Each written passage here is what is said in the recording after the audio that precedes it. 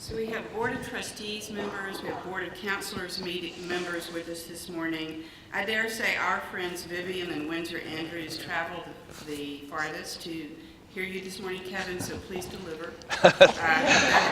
They're really good friends of ours from Shreveport, Louisiana, members of the Board of Counselors. Vivian and Windsor, thank you for coming. We often serve gumbo to our Midwestern friends, but they've had enough gumbo, so we gave them some Midwestern food this last evening. Kevin Sauder, we are delighted to have with us this morning to kick off this year's Fridays at Findlay. Kevin represents the third generation in leading his company. He's the president and CEO of Sauder Woodworking Company. It is the largest privately owned manufacturer in Northwest Ohio. The company was started by his grandfather and employs over 3,000 people, including 2,500 in its Archbold headquarters. Today, the company generates more than $600 million in revenue and is the fifth largest residential furniture maker in America. And I dare say all of you have used some of that furniture, that beautiful furniture. And I'm pleased to say that he has some University of Findlay graduates working in his HR and IT areas. Kevin received his bachelor's degree from Miami University and his MBA from Duke University before beginning his career in business systems and marketing at Northern Telecom in Raleigh, North Carolina. He later returned to Northwest Ohio and has held a number of positions within Sauder's before being named president in 1999. Kevin has served both his profession and the Northwest Ohio community in a number of roles, including as chairman of the American Home Furnishings Alliance, on the executive committee of ProMedica Board of Trustees, as director of the Farmers and Merchant State Bank, as a trustee of the Great Lakes Collaborative for Autism, and as current president of the Archbold Rotary Club. One of the interesting things I learned in my research about Kevin is that he's very involved in music. He sings 5-part harmony, and since we're videotaping, four-part harmony. it's a possibility. I will be singing. He's church choir, and I would say that Kevin is a great example of the mission in practice, our mission in practice, to lead a meaningful life and a productive career. He'll speak today on the topic of innovating from your core product. Please join me in welcoming Kevin Sauder.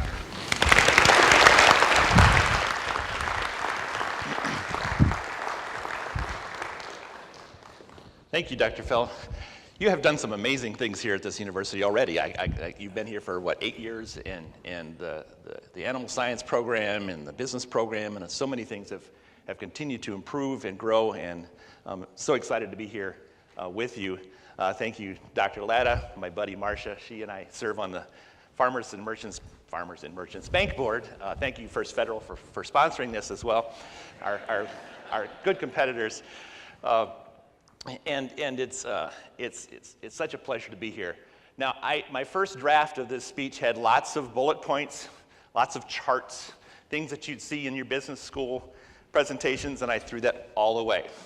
I figured you'd rather just hear stories and see pictures. So I'll tell you the stories, and you look at the pictures. Now, it kind of reminds me of when I saw KC and the Sunshine Band 2 years ago in North Carolina at the High Point Furniture Show. You remember KC and the Sunshine Band, right? Ah, that's the way, Everybody, I like it, that's the way. Okay, so back in 1980, he was a lean, mean disco dancing machine. And today, well, he's not, okay? And he knows that. So but he was introducing his band and his backup singers. He said, here's my band and my singers, and they've been with me for 30 and 40 years. And we're all thinking, yes, and they look kind of like that too. And then he had these 2 smoking hot dancers right out front. And he says, okay, folks, here's the deal. Listen to me, look at them. So today, listen to my stories, and look at my pictures, all right? All right. Well, anytime I talk about Sauder woodworking, it always starts with the barn. My grandfather Erie was a very bright man, but he only had an 8th grade education. He started working in the Archibald Ladder Company 3 blocks down the street from where he lived, and he worked there till he was 30 years old. In the middle of the Depression in 1934, had 2 young sons at the time, and he said, you know, I want to start a business. Tired of working for somebody else. Entrepreneurs in the group, I'm sure, that's how you work, okay? You just can't work for anyone else. And he was like that. He was the true, pure entrepreneur. So he just decided to start making stuff out of wood. He made chicken crates. He made kitchen cabinets. Early on, there was a church that burned out, and he convinced him, he was a very good salesman too, convinced him that he could make church pews. So he made church pews, got the job. Everybody loved his church pews. Well, you know, he was doing well. He was making a lot of church pews. He had moved from the barn into this nice frame building. We've since dropped the S in the end of Sauder's Woodworking, but that's been the name of the company because we started in wood. We don't really use a whole lot of wood anymore. It's all particle board. But he was in this building, and he had this many employees. And so he was working along one day making church furniture, and there was a salesman who came into town on his way from New York to Chicago to a big furniture show there. Stopped in his Cadillac and dropped in to see what's made in this little town. And Erie says, well, I make church furniture. He says, well, these tables in the front, they're nice. I actually sell tables. I'm on my way to a furniture show, and he had these little tables there. He says, give me a quote, and I'll see if I can sell them. So Grandpa works up a quote and hands it to him, puts the tables in the trunk, and figures he just lost a couple of tables. He gets a telegraph the next day. He says, Mr. Sauder, you need to come to Chicago. I have an order for 25,000 tables. Seriously. So as he tells the story, he says, I put Mama in the car and we went to Chicago. He said, never been to Chicago before. He said, we went to the show and we talked about it and we decided, I decided, Mama didn't want to do it. He said, I decided that we could make the 25,000 tables. So we took the order. She cried the whole way back home and we started making tables. She says, you don't have any money. You don't have any buildings. You don't have any equipment. How are you going to make 25,000 tables? Well, he says, I didn't have a rich daddy or a rich uncle, but I did know a couple of people that had some money. And he said, I had a good relationship with with the local community bank. And those local community bankers helped him incorporate and start a business. And he built this building.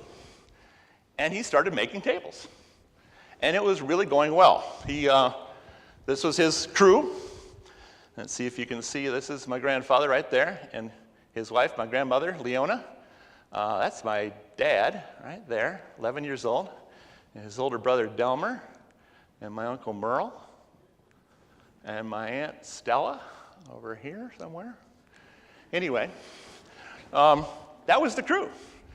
And he was doing well. 1945, unfortunately, the whole thing burned down. It was horrible. It was just horrible. He jumped out of the second-story window to survive. His Uncle William was trapped in an office upstairs and died in the fire. He was devastated, absolutely devastated. My dad tells the story about seeing his father walking around in the ashes.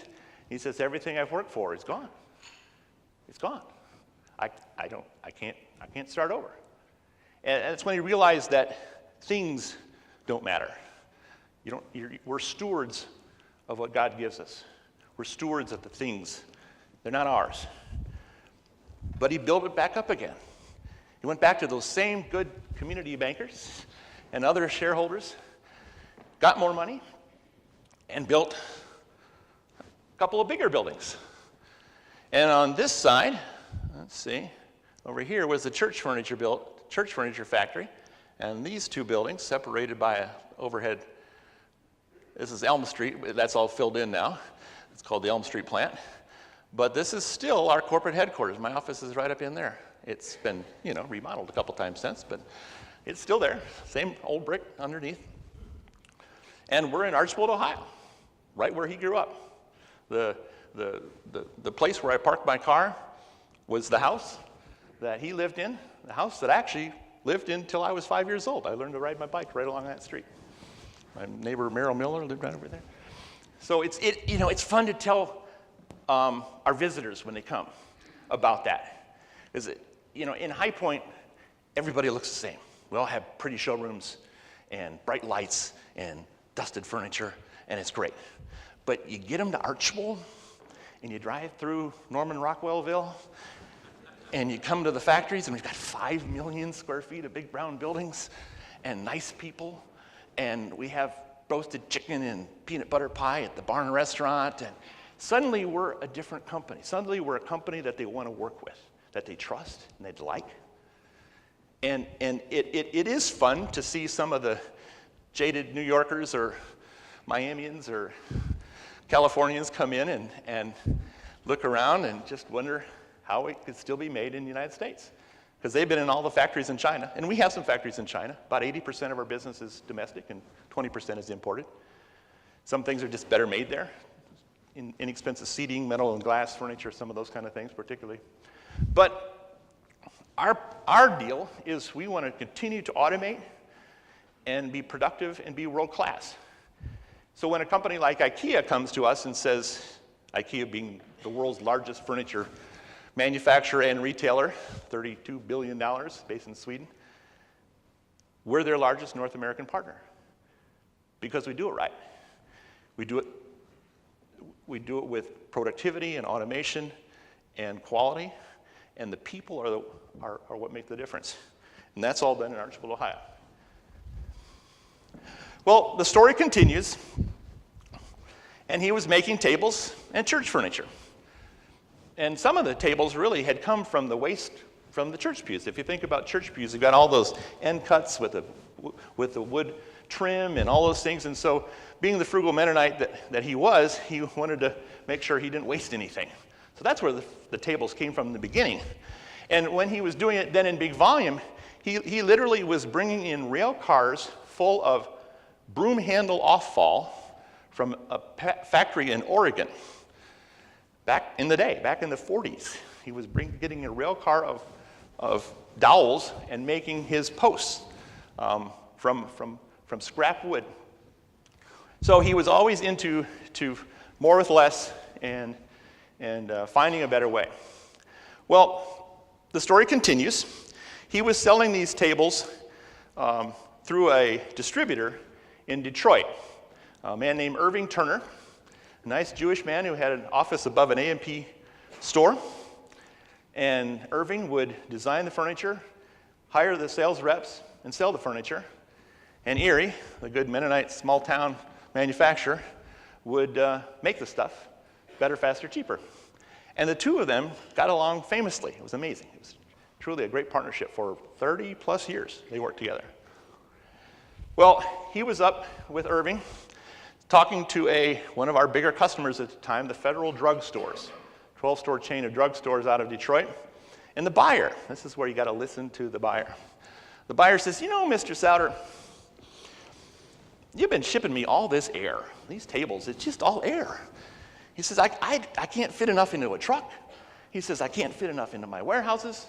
He says, if you could just break it down, like knock it down, put it in a box. And maybe even make it so that the person in the home can assemble it themselves. Just put it together. Could you figure that out? I said, yeah, I think I could. And so he went back and tinkered with this thing for like a year. And he came up with this. And this is actually the 75th anniversary replica of it. We made 300 of those, and I hand-signed and numbered all of them, as did my father and my uncle. But it was simple construction. It all snapped together. There's no glue. There's no screws. It's actually really kind of hip right now. It's mid-century modern, by the way, so it really fits into your apartments right now. It's what is old is new again. But it went in that box. It was Foremost Furniture. Irving Turner's name for us at the time was Foremost Furniture by Sauder. And even 10 years after we bought him out in the 70s, we used the Foremost name because that's what people knew us as, was Foremost Furniture. I don't know if any of you remember that brand name, but that's who we were. That top was a printed glass top, glass that had been printed with a wood grain underneath it. So that was pretty high tech at the time. And so then you can see there was no lumber. There's just sticks. Okay, there's no wide boards in that whole product. Thinking through, how do I make these things better, faster, cheaper? Well, thus the ready-to-assemble furniture industry was born. He got the first patent in 1953 for a knockdown table. Ingvar Kamprad of IKEA, by the way, started in 1956, so we beat IKEA to the punch. They passed us a long time ago, but still. I got to meet Ingvar Kamprad. He's an amazing man. He's a lot like my grandfather. Truly amazing man, just as frugal too. So you can see those tables being made up there, right there, that's that table. And that is my Uncle Delmer. He's mentally handicapped, and he worked in the factory for 30 plus years, and then he took care of all the animals at Sauder Village for another 20 plus. Wonderful man, passed away several years ago. And Grandpa was big on that too. He was very, very big on hiring the handicapped, minorities. He was the first person in the area to hire Hispanic migrant workers who had came up from Texas and other places to pick tomatoes and peppers for Campbell's soup. And when they were done working, he said, "Want to work for me?" And they did. And we have a large population of Hispanic, third generation Hispanic employees in our factory. And so he's all about hiring a broad range of people, because when you have a broad range of people, you have better ideas. That's Erie. That's my favorite picture of my grandfather. Well, my dad and my Uncle Merle came along in the 50s and joined the company. Merle's 7 years younger than Dad. And they were blessed with a complementary set of skills. Merle is quiet, brilliant, engineer, inventor, tinkerer. Dad is more upfront, like me, salesman, leader, cheerleader. Dad was always one that said, you know, your grandpa was the entrepreneur. And if you know most entrepreneurs, they make 1,000 decisions a day, and all they need is a bunch of helpers, right? And so they get helpers. They tend not to get world-class VPs, because the entrepreneur still needs to make all the decisions. My dad says, you know, don't be afraid to hire somebody smarter than yourself, and then give them the tools, and be their best cheerleader, and let them go. And he did that. That's scalable, okay? Grandpa ran the business from 1934 to 1974, from 0 to 12 million. Through all the fires, through all the hardship, started the company, all the things that an entrepreneur does well, right? Dad built the business from 74 to 1999, from 12 million to 500 million. Okay? He knew how to scale a company. He loved to build big brown buildings too. We've got a lot of those in Archibald. Anyway, so technology came along, and we really couldn't compete in making, well, we didn't want to compete in making wood furniture the old way. He always wanted to do something different, better, do it better, different. And he had been to a show, he and my uncle and my grandpa had been to a show in Europe, and they were making furniture out of particle board and doing a lot of it. And one of the ways one of the benefits of particle board is it's a uniform product that you can engineer and spec, and you can make it in high volume. So we bought the first panel saw from Giben in Italy in 1974, and it would take 4x10, 4x8 sheets of particle board, 8 or 10 at a time, and rip and cross-cut, and make small rectangles out of big rectangles. And if you think about something like this cheap, ugly edge here, you're basically making rectangles with holes and posts, okay? That's what we still do today. We make rectangles. But that rectangle starts with the big rectangle, and you cut it into small rectangles. First you laminate the wood grain on it, and then you cut it into small rectangles. Then you have to put a decorative trim around each of the edges. So that goes through an edge banding machine. And you have to drill holes. We have the most expensive, wildest, craziest drills that drill 42 holes at a time or whatever. Everybody asks, where's your Mercedes? And I say, well, it's out there in those molding, or those drills. That's where the investment is.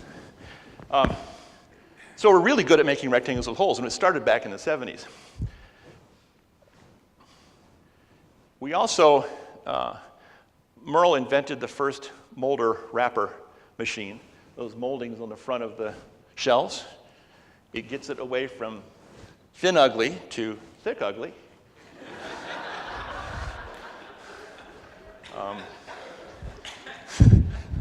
Sorry, it's the way it is. The paper laminate is also a very high-tech thing. Doesn't look like it, but we were the first people that partnered with the Japanese printing companies, Topan in particular, that had micropaper. And it's very thin, but it's very high-quality paper. As far as print fidelity, it's coated with a light plastic resin at the factory, and then it's applied in high speed, 200 feet a minute, down our laminating lines. And here's a lesson in technology. My grandfather invented a printing line that printed the wood grain on the long rectangles, okay, 4x10 sheets. It was a typical printer, but I don't think it had been done in that kind of volume on wood furniture before.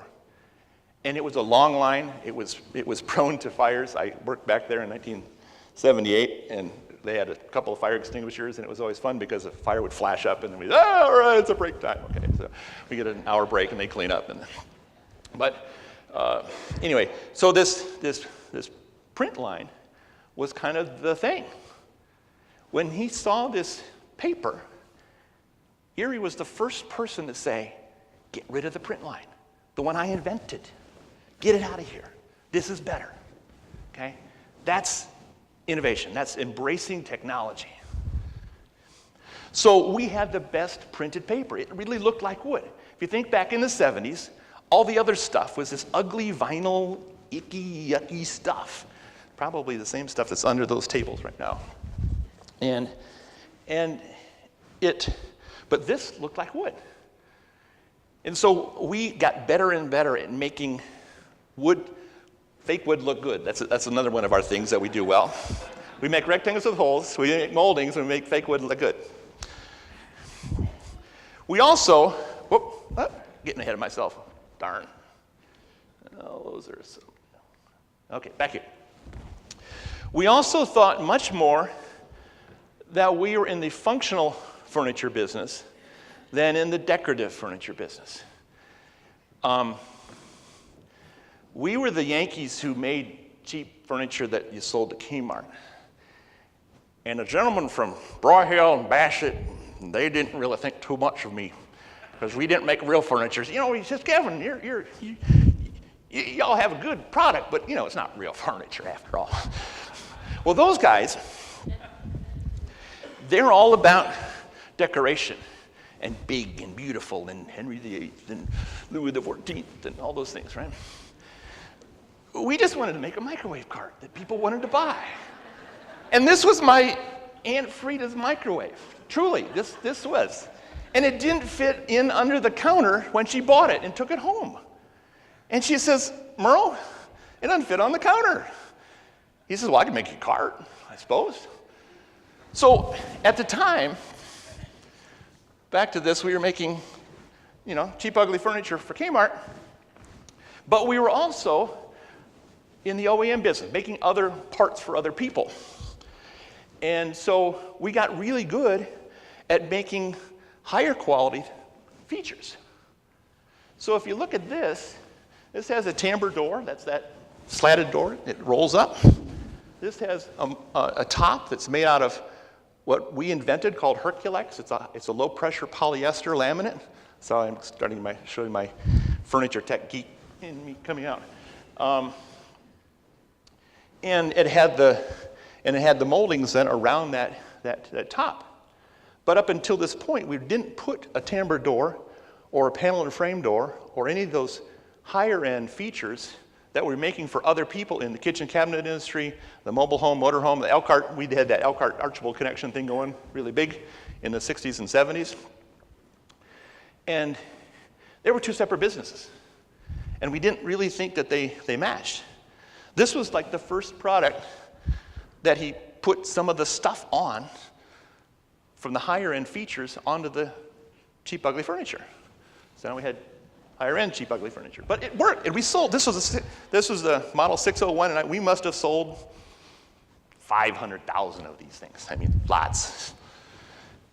So this was the Princeton collection, and my father, in his prime, this was the mid to late 80s collection. And you can see the panel and frame doors right there. That was the first ready to assemble. It was a pre-assembled, but it was the first panel and frame door on a ready to assemble furniture. This has solid wood dental molding that was made by our church furniture company and added to our product. This has coved edges, autumn oak finish, and it really took the market by storm because it looks like real furniture now, right? Suddenly, we had the technology and function, and then finally got style. And this was traditional American-looking furniture. And this was the best-selling collection in Sears for, 4 years running. We got Vendor of the Year awards, late 80s, and sold like crazy.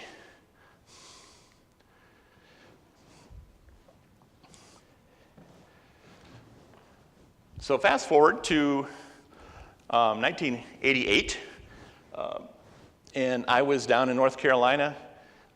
My wife and I had joined a church and singing in the choir, and life was good.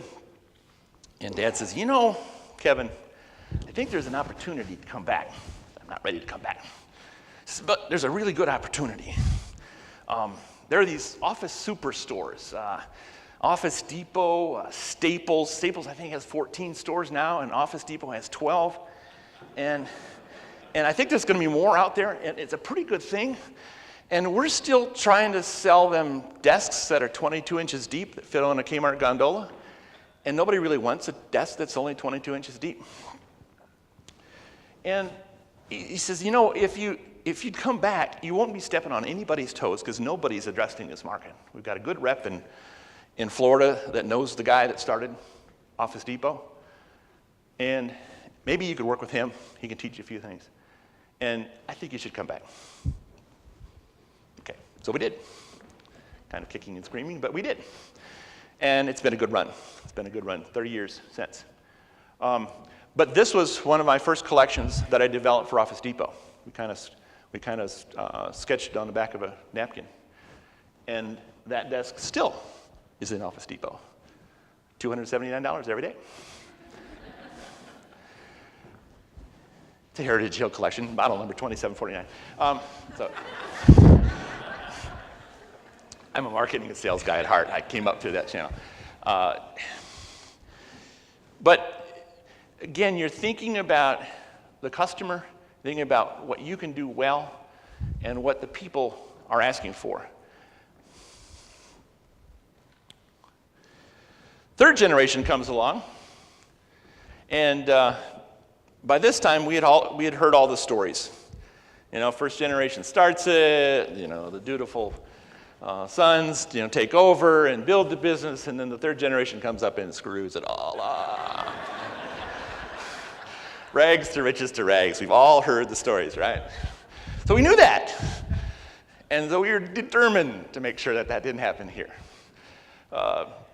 So we actually worked with the University of Toledo Family Business Center, and we were very involved with them for a long time. And a couple of things that we recognized were that you need to separate the business from the family and the ownership from the management in terms of rights and responsibilities. And so we did that. I came back in '88. My brother-in-law to my left, or to the left here, Garrett Tinsman, came back in '92 or so, and my cousin Dan came back a couple years later. And we came up then with essentially what we thought were 3 really good, solid rules for joining the family business. We said, first of all, you have to get the best education possible. MBA, engineering degree, somewhere like that. Second, you come back for, you work for someone else for a meaningful period of time, and you're successful there. You get a promotion there. And third, you come back for a real job that's posted on the board that you're hiring for, and you start at those wages, those benefits, and you work your way up. So we did that. So I have 2 sisters and 3 cousins, and we were all married, and so we had 12 of us in the 3rd generation. So 3 of us did that, okay? The other 9 also had the same amount of stock that we all have. From estate planning purposes, you know, how you try to minimize taxes and all those things, and you push the shares down and you put them in limited partnerships, and we got all that fun stuff going on. I got to be in charge of all that, too. And so when we have a good year, we pay a little dividend, and all my sisters and cousins are happy. And they have a little nicer car and a little nicer house, and they send their kid to a nicer college and all those things. But so they get the benefit of the family business without having to be in the family business.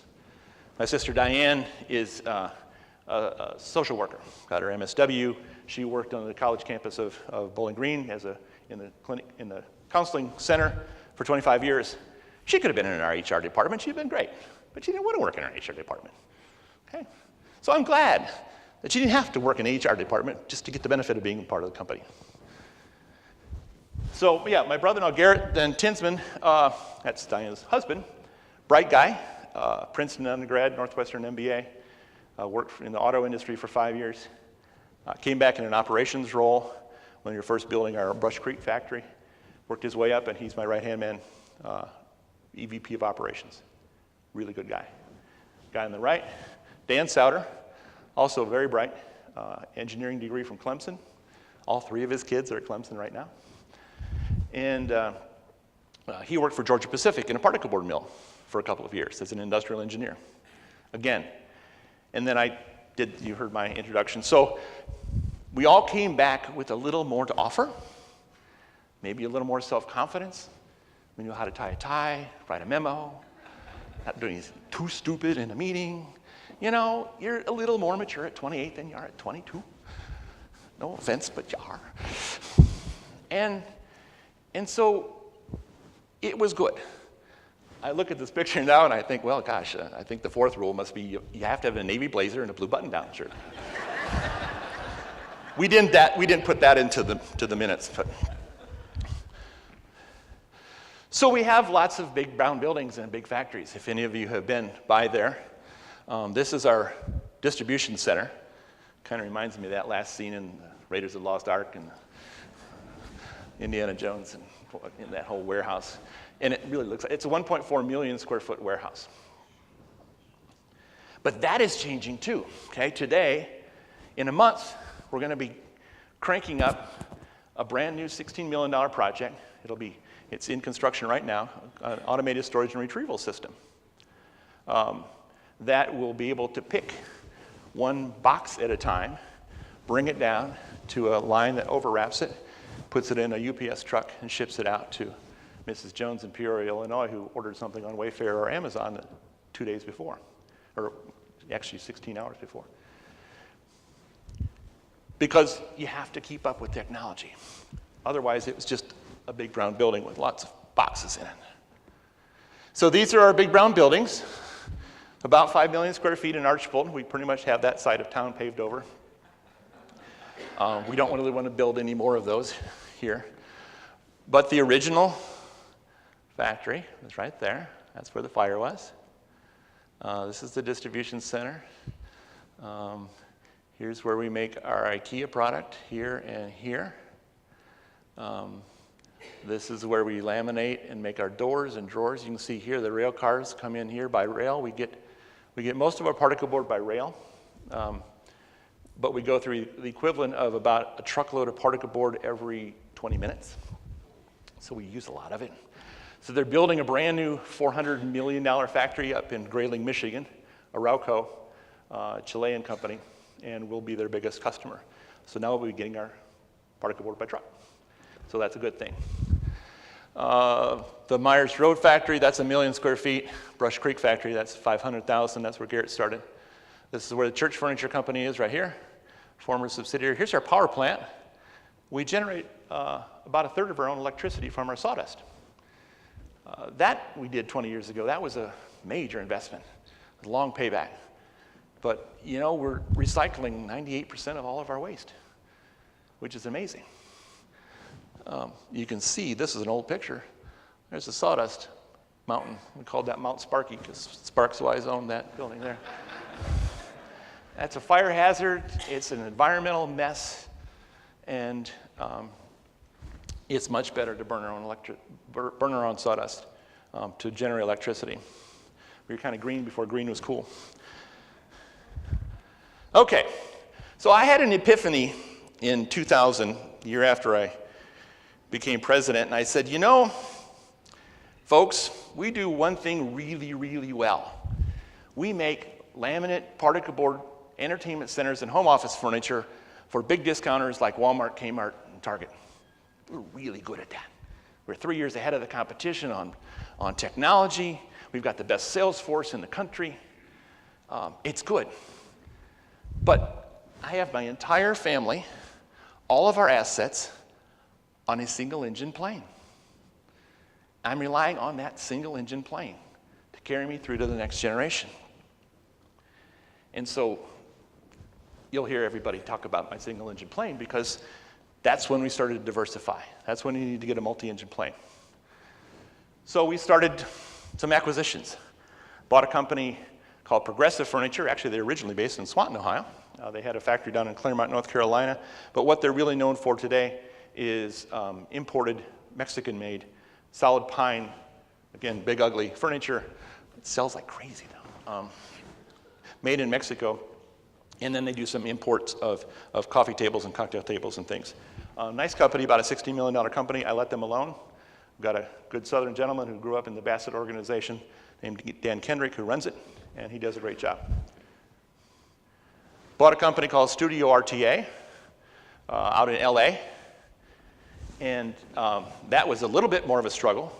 They were a competitor of ours. They were making this metal and glass ready-to-assemble furniture and kind of eating our lunch in the office superstores there for a while. And so we felt like we couldn't make it ourselves. We didn't know anything about imports. We're all very Archbold-centric. And they could help us get into imports faster. And so that's what we did. Now here's a lesson in acquisitions, though. I was so enamored with the strategy of it all. I kind of forgot the culture of it all. And, you know, they're good people, okay? But the two guys who ran it were entrepreneurs, okay? They can't work for anyone else. They just have a bunch of helpers. They're LA, Jewish, entrepreneurial, Mercedes-driving guys. Good guys. It's just different than Archibald Buick manufacturing small-town guys, okay? And we got along okay, but we just didn't see the world the same way. So eventually, we Sauderized them to death, and now it's called Sauder Global Sourcing, and they're no longer there, and none of their team is there, and we lost a bunch of money in the process, and we're back up again. And that's our import arm. We have an office in Dongguan, China. We have about 10 factories in Asia that we work with, and it's going well. It's a profitable side of the business. We have one of our own 40-year employee, Tom George, who is in charge of that now. He came up through the sales channel, and so he's very sales-focused. Okay, I'm almost done. We also got into saying, again, what else can we make? Rectangles with holes, right? Kitchens. Kitchens are rectangles with holes.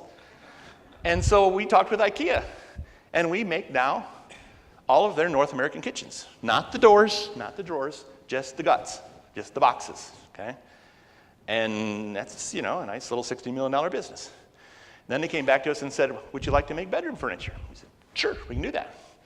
So now we make about $60 million of bedroom furniture for them as well. So they're one of our, they will become our largest customer, a little over 100 million. Walmart is our other largest customer, about 100 million. And then we do a big business with Target and Amazon, Wayfair. Wayfair's gone from 0 to our 4th largest customer. My daughter actually worked there for a year and a half in Boston. It was fun. More rectangles with holes. What else can you make with that? Ceilings. Ceilings are rectangles. Actually, they're squares. And they have moldings. Those are kind of cool. Got into the building products business. Okay, this is a stretch. The title of the speech is called Innovating from Your Core, okay? So this is a little distant from the core. But my Uncle Merle, again, back in the day, he said, when his son came on board, Merle said, I think maybe it's time for me to retire. I said, no, you can't. Got to have it. I said, what do you want? He says, well, I don't want to be in any meeting. He was the VP of engineering at the time. He said, I don't want to be in any more meetings. I said, okay, don't have to. He said, I don't want to supervise anybody. Okay. And I'll work for $1 a year. Okay. He says, I just need a workbench and a lot of vacation, and I'll come in and invent stuff. So he thought, where's a market that's overpriced and underserved? And it's the casket business, right? You pay way too much for a really ugly piece of furniture that you're putting in the ground. So he said, I think we can make something out of wood. Fake wood look good. It's moldings. Dory, you liked it, don't you? Okay. So the first trial, here's again with innovation. Fail fast, fail cheap, keep trying. Our first idea was ready to assemble caskets, right? Sell them to the end consumer. Keep it in the closet. Oh, Uncle Harry's getting a little old. Let's bring it out the casket, right? That didn't go over. Then we said, how about if we sell directly to the funeral home? Because the distributors are making this big killing in the middle, okay? They mark everything up 30%, and they don't really provide a whole lot about it. So we said, well, how about if we go directly to the funeral homes and with a ready-to-assemble thing, and they'll have it right on time. They can just put it together when they need it. We realized the funeral directors don't own a screwdriver. They really don't own a screwdriver. And they also don't want to go around the distributor. Oh, no, don't do that. No, he'll cut me off. So we learned that in that business, you play by the rules. The big fish there is Batesville Casket in Batesville, Indiana. They have about 50% market share. And they kept looking at us when we come into the shows. Let's start there. Cheap bookcases and stuff. I mean, a cremation casket, frankly, is a storage cabinet with a door, right? It's just you just drop it down this way. So we could do that, right? So we started making he invented this dome lid. That's like a real cool dome lid. And so now we're making assembled caskets, selling to the distributors who sell it to the funeral homes. And it still is a better product at a lower price than what you can get out there in solid wood. It's about the same price as the cheap, ugly metal ones, but it's a nicer looking product, right? We were in this for 10 years, making about $2 million of caskets. Finally, the folks from Batesville came back. They said, hey, we've been making all of our cheap stuff in Mexico, cremation caskets, the lower end wood stuff. Would you be interested in coding on some of that stuff? Sure. So we did. And long story short, we're going to be making from $2 million of caskets to $20 million of caskets for Batesville this year. It just took time. We had to have the right product, the right time, work with the right relationships. They had to be ready. They're going to completely shut down that part of their Mexico factory, shift it all up to Archbold, Ohio. That's a story you don't hear very often. We still make church furniture, Sauder Manufacturing, Sauder Worship. They innovated. They bought a company called Wheeland Furniture in Grayville, Indiana. That makes a really great hospital bed, sleeper sofa, and lobby furniture and those kind of things. This is our product line. So are you familiar with that? And for those of you who are pet people, I'm on University of Findlay campus, and you all are animal people. We do actually import some pet furniture. You can get this at Petco. This is for your cat, and this is for your dog. Isn't that special? Oh. So the innovation doesn't stop. You can't stop the innovation. Just last Thursday, a week ago Thursday, we had a fun day, all-day session. We have about 80 people in our new product development area, from designers, product engineers, database, sample shop, project managers, costing analysts. And they kind of work together, sort of, but not really. They're kind of in silos. So we got them all together, and we had a contest for assembly improvements. And we said, the team that comes up with the best assembly improvements will get an extra day of vacation, extra day off. And so they picked 6 project leaders, and they literally had an NBA-style draft where they drafted the best people, and they went around and put their teams together and worked for a couple of months. And this was the culmination of the day. Here's one of our units that has, I wanted to say 32 manufactured parts, and they got it down to 12. It had 250 hardware parts, and they got it down to 50. And the assembly time went from 2.5 hours to 10 minutes. So this is where you got to keep doing that. You got to keep saying, I'm not good enough. I got to keep improving. And you listen to the people who are the closest to it. Kevin Sauder in my CEO office is not going to do that, okay?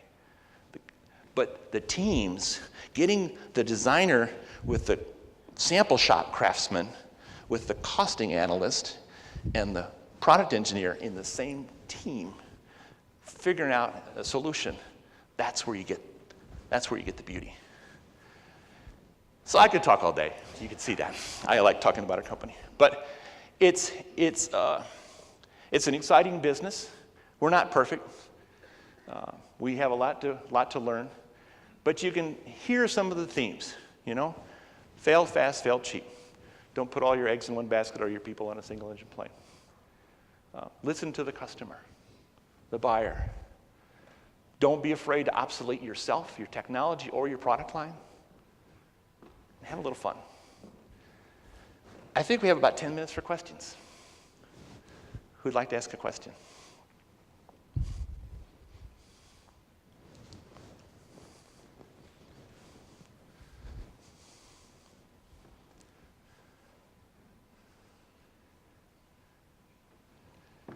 Yes. You have,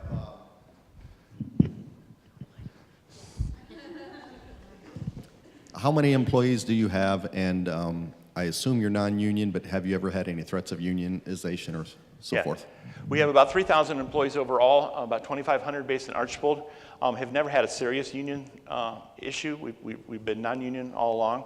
A couple of flare-ups 10, 20 years ago, a few flyers in parking lots, never went to a vote. I think the key, I'm not anti-union by any means. The unions have a purpose, and frankly, a lot of industrialists back in the day were awful, and some of them still are jerks, and they need to be there.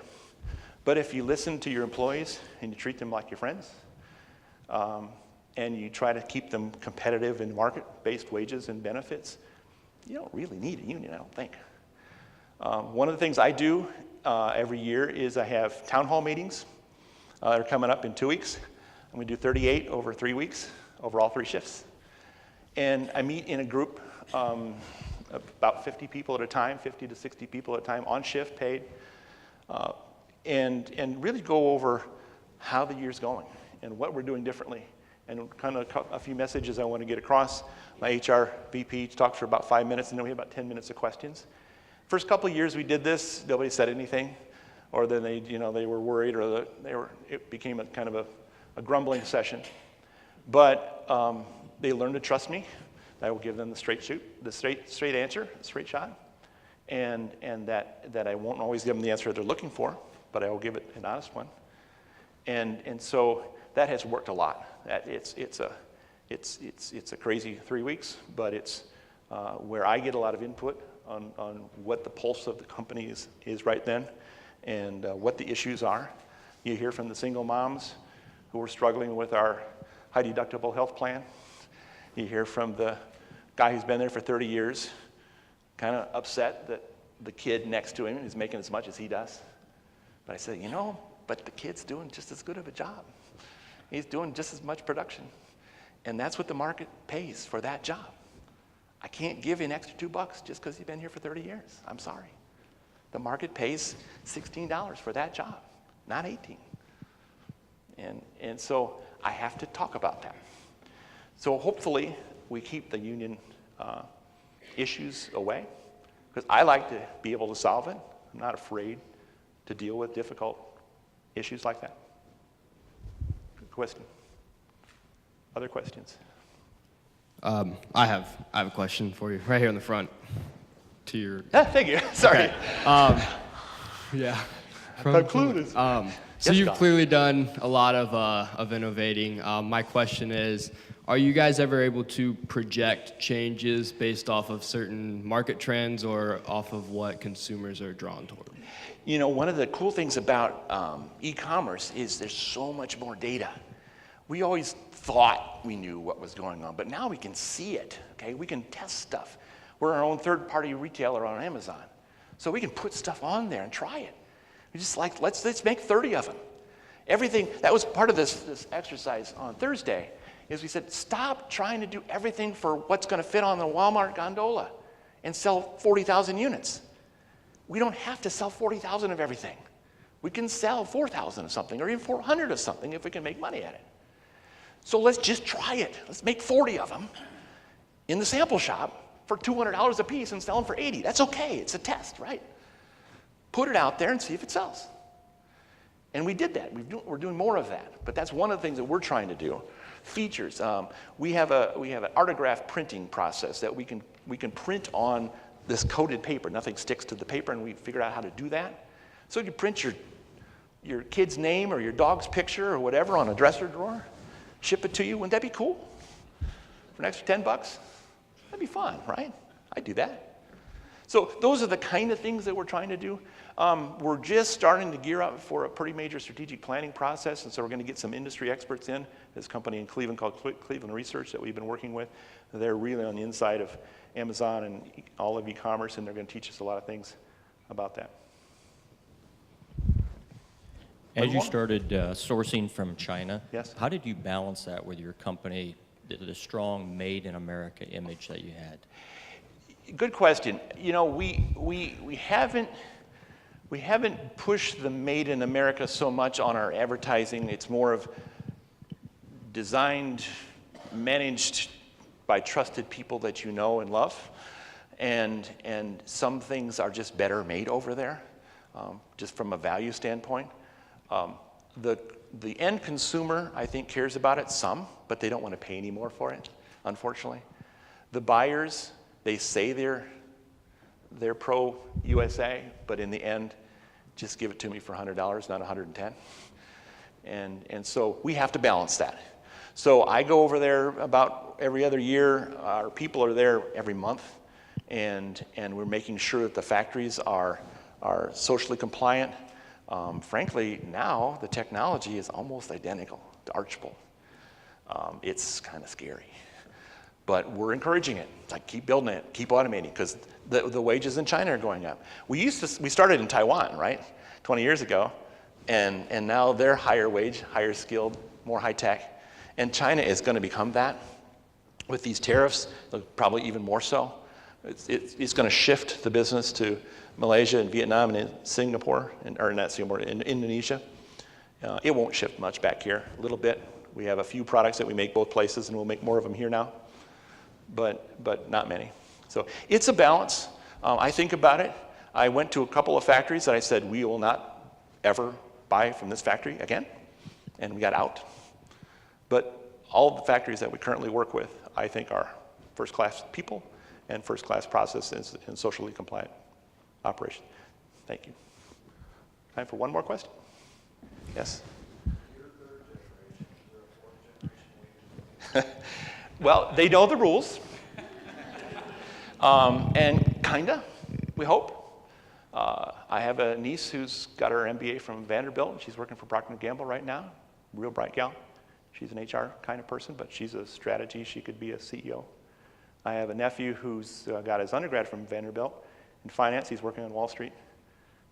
Brilliant.